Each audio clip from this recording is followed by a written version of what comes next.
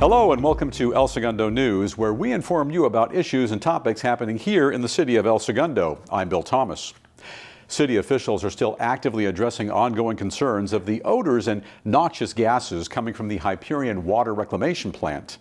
After various meetings with city officials, Assembly Bill 1216, wastewater treatment plants monitoring of air pollutants, has been introduced by Assemblymember Al Muratsuchi and is now in committee. This bill will require California plants like Hyperion to monitor air quality for harmful gas emissions. Also, the city is now consulting with Michael K. Stenstrom, an expert in large treatment plant design and operations. He plans to have Hyperion test for emissions other than hydrogen sulfide and, if necessary, remove them, therefore setting an example to other agencies for more stringent odor control. And the South Coast Air Quality Management District, or AQMD, reports that since March 7th, they received 30 odor complaints. No new notices of violation have been issued, and AQMD continues to evaluate Hyperion's compliance with the orders of abatement. The El Segundo Police Department's SWAT team has its very first female member. We talked to Officer Kaitlin Ross about her new role.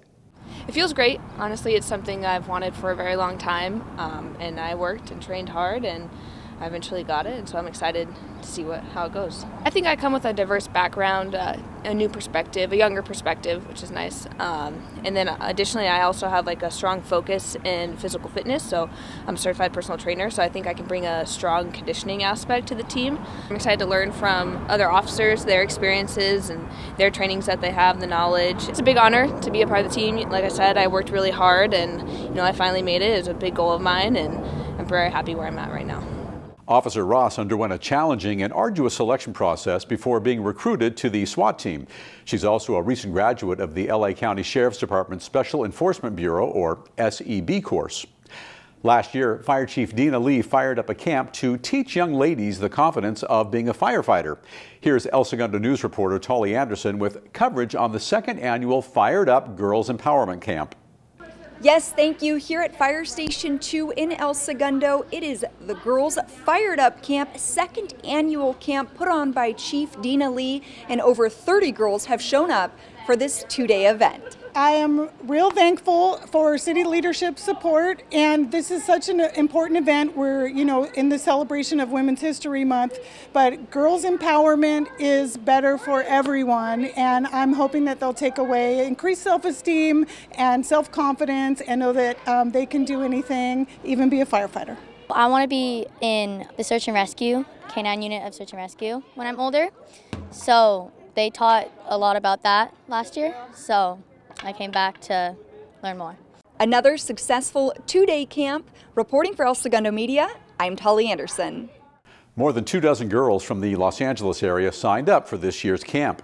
Now, funding from the Safe Clean Water Regional Program has been approved for a project to make improvements to a portion of Imperial Highway.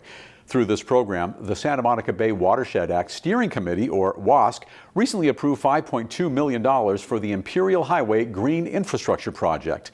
The plan includes improvements to capture stormwater and to upgrade landscaping, irrigation, signage, and bike lanes on Imperial Highway between California Street and Vista Del Mar.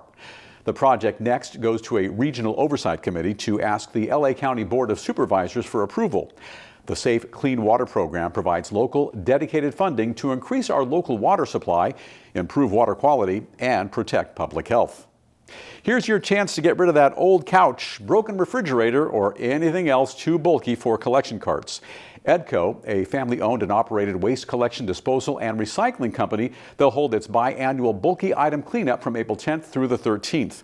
All items must be curbside by 7 a.m. for pickup. All tree trimming should be cut 3 feet long and tied into 18-inch bundles, and other yard waste must be bundled as well. Debris from contractors, landscapers, or commercial businesses will not be picked up. Also, hazardous waste will not be accepted, and the next bulky item cleanup event happens in October. A repaving project on El Segundo Boulevard from Whiting Street to Illinois Street will start later this month. The project will replace sidewalks and ramps at the intersection of Concord Street and El Segundo Boulevard. Most of the work will be contained within the construction site, but expect major repaving work happening for 1 week in mid-May. This project is expected to be completed by the end of June. Now, at their Tuesday, March 7th meeting, City Council approved plans to move forward with the design for a new monument entry sign at the corner of Main Street and Imperial Highway. The design concept is an old-time postcard inspiration and draws from the city's rich history. It will include bold, clean, and modern features, inviting visitors to explore all that El Segundo has to offer. The next step is to award construction of the new sign in June and to complete it by late fall. Also at their Tuesday, March 7th meeting, Council approved plans for more parking in the Smoky Hollow district. The design for the Smoky Hollow parking pilot project will only allow one-way traffic on Nevada Street and Oregon Street between El Segundo Boulevard and Grand Avenue and California Street between El Segundo Boulevard and Franklin Avenue. The design also includes 43 additional angled parking spaces in the area. Design plans next go out to bid, and the project is expected to be complete by this summer. April is National Poetry Month, and El Segundo's very own poet laureate, Hope Anita Smith, is celebrating with a public poetry reading. Here's Hope with all the details. We are having a poetry, I like to call it a poetry salon.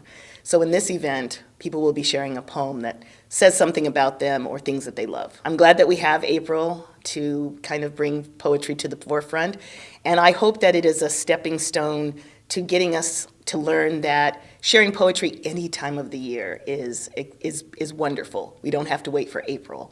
So April gives them an opportunity to be introduced to it or to get a further appreciation for it. But the hope is that April will carry on into May and June and July on through the year. What I hope they take away is, if not a love for poetry, at least an appreciation for poetry. I also hope that they learn something about the person who is sharing a poem, that it says something about their life or the things that they love or dreams that they have. It's like a little pixel that we get of that person's life. And I even dare to hope that some of the audience members will go home and want to pick up a pen and write a poem themselves. The public poetry reading happens on Wednesday, April 19th at 7 p.m. at the historic Old Town Music Hall. Hope will pre-select original poems highlighting the theme Memory to be read at the event. Poets must be 18 years or older and submit their original poetry to Cultural Arts Coordinator Sam Lee by April 6th at slee3@elsegundo.org. Participants will be notified by April 14th if they've been selected. El Segundo Recreation Parks and Library will keep up some springtime traditions on April 8th. From 9:30 till 11 a.m., the annual Egg Hunt Extravaganza and Camp Expo will take place at Recreation Park. There will be multiple egg hunts for children to fill their baskets with toy and candy-filled eggs and a meet and greet with the bunny and his friends. The Camp Expo gives residents an opportunity to meet the city's friendly camp counselors and instructors and learn about the camps available this summer. Registration for summer camps opens April 10th for residents and April 17th for non-residents. To find out more, simply call 310-524-2700. Now, later that day from 1:30 till 3:30 p.m., the Underwater Extravaganza will allow kids to dive for eggs at the El Segundo Wiseburn Unified School District Aquatic Center. Participants will enjoy music, candy, and prizes. The cost is $5 for residents and $10 for non-residents with a valid rec or Wiseburn ID.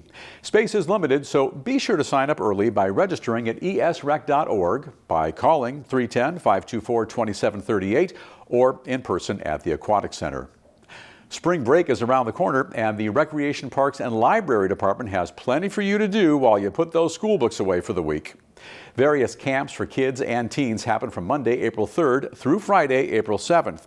These camps include games, arts, crafts, and other activities such as basketball, skateboarding, soccer, and even filmmaking.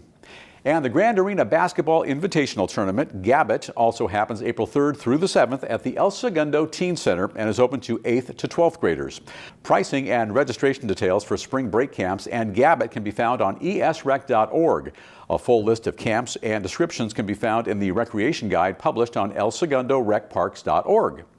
One of the largest fundraisers for El Segundo Public Schools happens on April 22nd at 8 a.m., and that's when dozens take to local streets for the 31st annual Run for Education. This family-friendly event features a tour of downtown El Segundo and its quaint neighborhoods. Sign up for a 5K, 10K, or a kids fun run.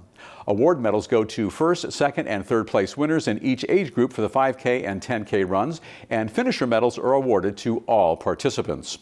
Run for Education is hosted by El Segundo's PTA Council. To register, visit esrunforeducation.com. Now, the El Segundo Rotary Club is proud to present the 56th annual Mayor's Good Friday Breakfast on April 7th at 7:30 a.m., and that's happening at the Zimmerman Automobile Driving Museum.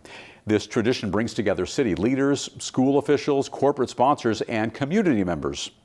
Proceeds will benefit the organizations in town that the El Segundo Rotary Club supports. To purchase tickets or register as a sponsor, visit rotaryelsegundo.org. That's it for this segment of El Segundo News. You can also watch more city-related videos on the El Segundo Media YouTube channel. I'm Bill Thomas, and for all of us here in the newsroom, thanks for tuning in.